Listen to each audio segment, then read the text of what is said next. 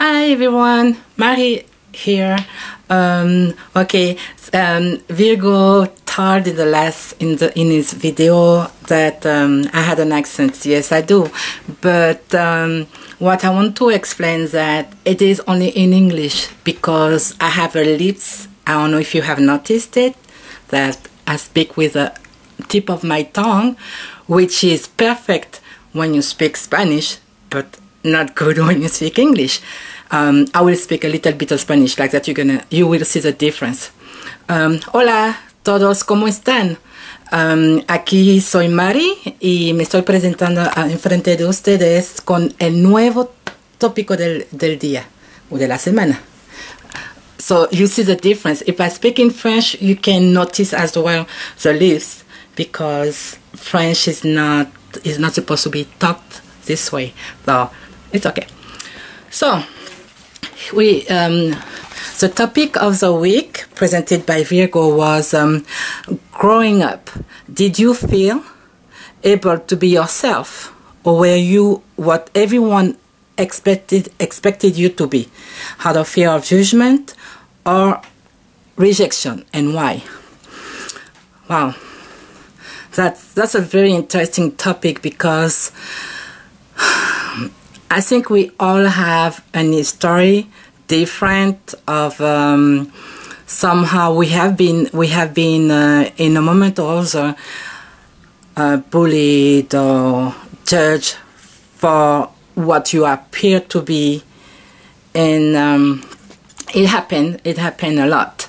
So I'm gonna explain a little bit how I was impacted and how it affected me. When I was smaller, like around 8, I was sent with my grandmother to live in the Caribbean island, in the island named Guadeloupe.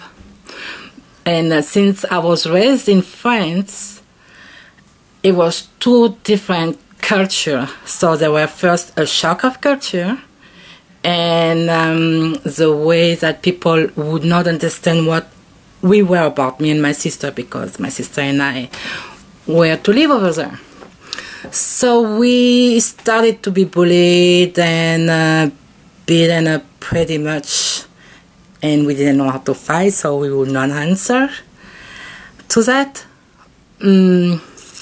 And why was it? It's just because since we were different, we did not speak the language, and we try hard to do it, but the language did not resonate with me. It was not me. It was not what I was about.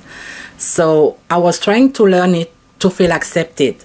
I was trying to do whatever the other kid would do just to feel accepted. And fear of judgment is another thing as well. In my family,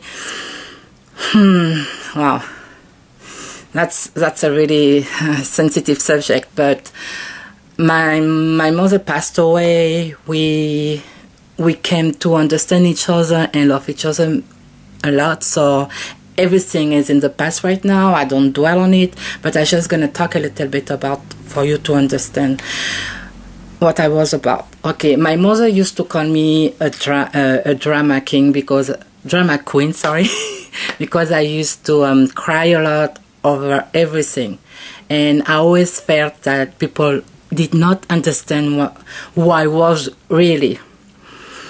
And I was trying really hard to suppress it. And what happened then that I become really depressed, really depressed, because I was always feeling that people was trying to make me do things that I did not want to do, and that was really not me. And a clear example of that is I was at school. I was doing good at school. My stepfather would always say that I was stupid. So there were like a conflict of a confusion for me, because at school they would say something to me, at home they would say something else. So I was like, okay, something is not right. So this is just a little bit. It does not have to do with the subject I want to talk about. Is about when I was supposed to go to high school, my mom went with me, and the teacher who was supposed to, well, who was explaining to her that I was a good student, that I was able to go to high school. But since they didn't have the program where we were living at, I would be like an intern in another island, and my mom asked me, so do you want to go over there? But the way she said it, I understood that I was not supposed to accept it, because I would create more problem for her, because she was supposed to go back to France.